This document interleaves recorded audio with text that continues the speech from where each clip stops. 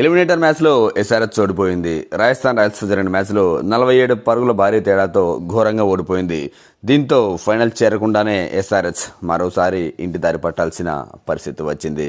నిజంగా ఈ మ్యాచ్లో ఎస్ఆర్హెచ్ చేసిన అతిపెద్ద తప్పు ఏంటంటే టాస్ గెలిచి ఫీల్డింగ్ తీసుకోవడమే అని విశ్లేషకులు భావిస్తున్నారు. నిజంగా 24 గంటల ముందు గుజరాత్ టైటాన్స్ చేసిన తప్పే ఎస్ఆర్హెచ్ మళ్ళీ చేసింది.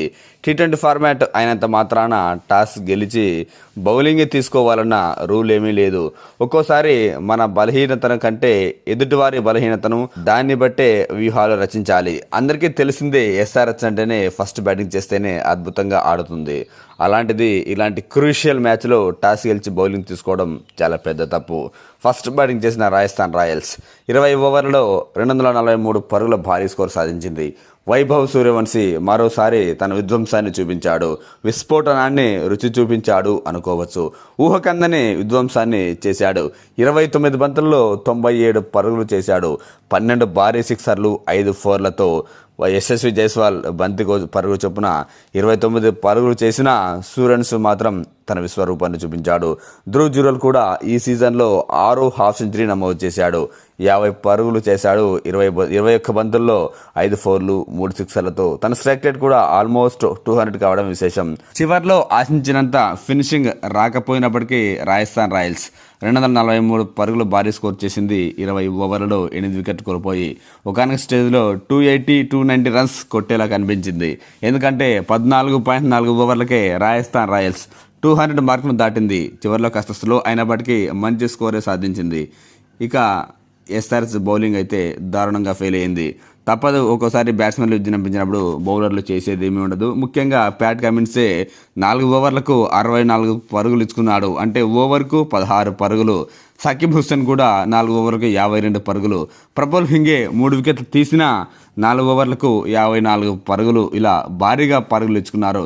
నితీష్ కుమార్ రెడ్డి ఒకడే 2 ఓవర్లకు 12 పరుగులు. శివాంగ్ కుమార్ 2 ఓవర్లకు 19 పరుగులు. కాస్త బెటర్గా బౌలింగ్ వేశారు. ఆ తర్వాత భారీ లక్ష్యంతో బరిలోకి దిగిన ఎస్ఆర్హెచ్కు ఫస్ట్ ఓవర్లోనే గట్టి షాక్ తగిలింది. అభిషేక్ శర్మ 2వ బంతికే డకౌట్ అయ్యాడు. దీంతో ఎక్కడా కూడా ఎస్ఆర్హెచ్ చేంజ్ చేసేలా కనిపించలేదు. అయితే ఇషాన్ కిషన్ మాత్రం ఒక ఎండ్లో ఉన్నది కాసేపున్న చెలరేగిపోయాడు. 3 ఫోర్లు, 3 సిక్సర్లతో 11 బంతుల్లో 33 పరుగులు చేశాడు. నిజంగా ఎస్ఆర్హెచ్కి ఎక్కడైనా గెలుపు బాట కనిపించింది అంటే అది ఇషాన్ కిషన్ క్రీజ్లో ఉన్న కాసేపు మాత్రమే. అతను అవుట్ అయ్యాక ఇక ఎస్ఆర్హెచ్ ఆశలు ఎక్కడా కనిపించలేదు.